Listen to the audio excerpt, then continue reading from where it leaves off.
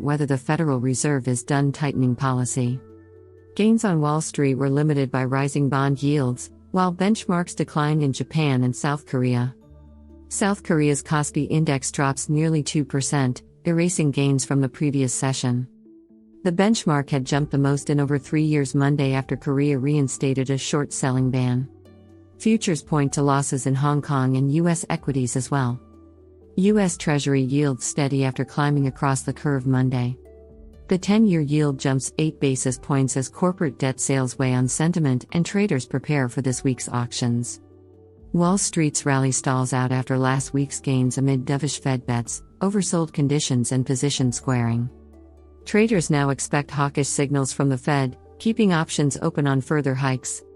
The focus turns to Australia's central bank, seen ending its pause in tightening with a rate hike given resilient growth and high inflation.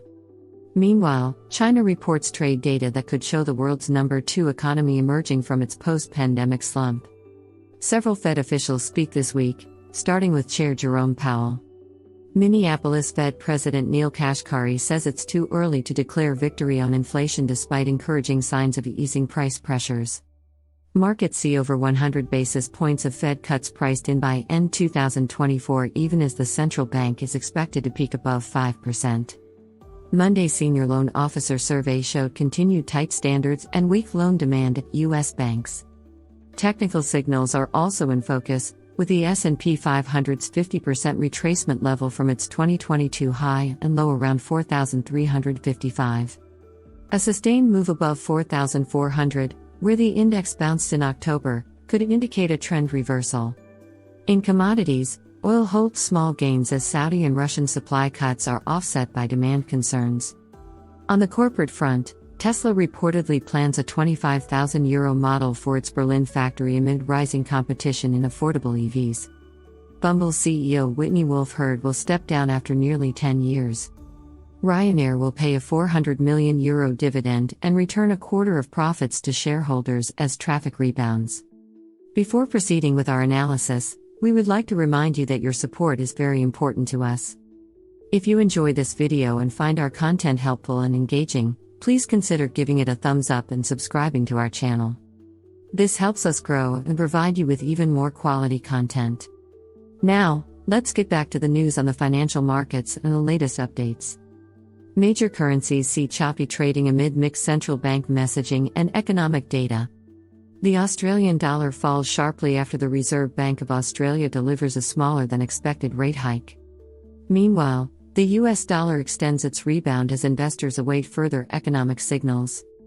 The Australian dollar sinks nearly 1% against the US dollar, trading around 0.6420, even as the Reserve Bank of Australia raises its policy rate by 25 basis points to 4.35% following its November meeting. The hike comes in line with expectations, but the bank's statement points to future uncertainty, saying further tightening will depend upon the data and the evolving assessment of risks. This dovish signaling weighs on the Aussie against major rivals. Against the US dollar, the Australian dollar sees its biggest drop, falling 1.01%. It also declined 0.8% versus the euro and 0.78% against the British pound. The US dollar index climbs back toward 105.50, adding 0.21% after closing higher Monday. Traders now look ahead to September goods trade balance figures along with comments from central bank officials for further direction. Stock index futures slide around 0.3% in early European trading amid geopolitical tensions. According to Israel's Prime Minister Netanyahu, Israel will not agree to a general ceasefire with Hamas until all hostages are released, though it remains open to short pauses. The UN Security Council also fails to reach agreement on a draft resolution to end the Israel-Hamas conflict after meeting privately Monday. In Asia, Chinese trade data shows exports declining 6.4% year-over-year in October while imports rose 3%. The trade surplus narrows to $56.53 billion from September's $77.71 billion surplus. The euro edges lower against the US dollar, slipping below 1.0700, as German industrial production falls 1.4% month-over-month in September. Meanwhile, The British pound climbs above 1.2400 Monday to over a one-month high before reversing to close lower. Early Tuesday, sterling continues drifting down toward 1.2300 against the greenback. The US dollar-Japanese yen pair closes above 150.00 Monday, holding its bullish momentum early Tuesday with a 0.3% gain to 150.50. The surge follows the Bank of Japan reiterating it will continue stimulus policies to support the economy. Gold prices come under further pressure as U.S. Treasury yields rebound. The precious metal hits a 10-day low around $1,970 per ounce, extending declines after slipping 1.2% Monday. In other assets, cryptocurrencies flounder with Bitcoin falling below $20,500 at one point overnight. The crypto sell-off comes amid the implosion of exchange FTX, which is reportedly set to file for bankruptcy after failing to secure rescue financing. Key events this week. Australia rate decision, Tuesday. China trade, Forex reserves, Tuesday. Eurozone PPI, Tuesday. US trade, Tuesday. UBS earnings, Tuesday. Kansas City Fed President Jeff Schmidt and his Dallas counterpart Lori Logan speak, Tuesday. Eurozone retail sales, Wednesday. Germany CPI, Wednesday. BOE Governor Andrew Bailey speaks, Wednesday. U.S. wholesale inventories, Wednesday. New York Fed President John Williams speaks, Wednesday. Bank of Japan issues October summary of opinions, Thursday. BOE Chief Economist Hugh Pill speaks on the economy, Thursday. U.S. initial jobless claims, Thursday.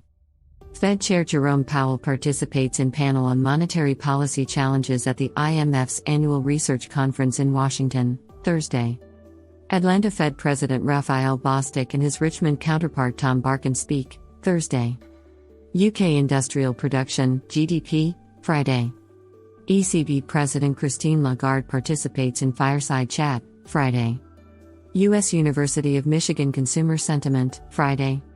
Dallas Fed President Lori Logan and her Atlanta counterpart Raphael Bostic speak, Friday. Some of the main moves in markets. Stocks. S&P 500 futures fell 0.2% as of 9:12 a.m. Tokyo time. The S&P 500 rose 0.2%. Nasdaq 100 futures fell 0.2%. The Nasdaq 100 rose 0.4%. Japan's Topix index fell 0.3%.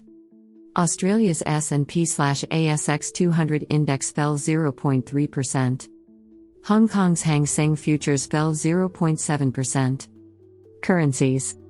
The Bloomberg Dollar Spot Index was little changed. The euro was little changed at $1.0717. The Japanese yen was little changed at 150.02 per dollar. The offshore yuan was little changed at 7.2874 per dollar. The Australian dollar was unchanged at $0.6489. Cryptocurrencies. Bitcoin was little changed at $35,007.77.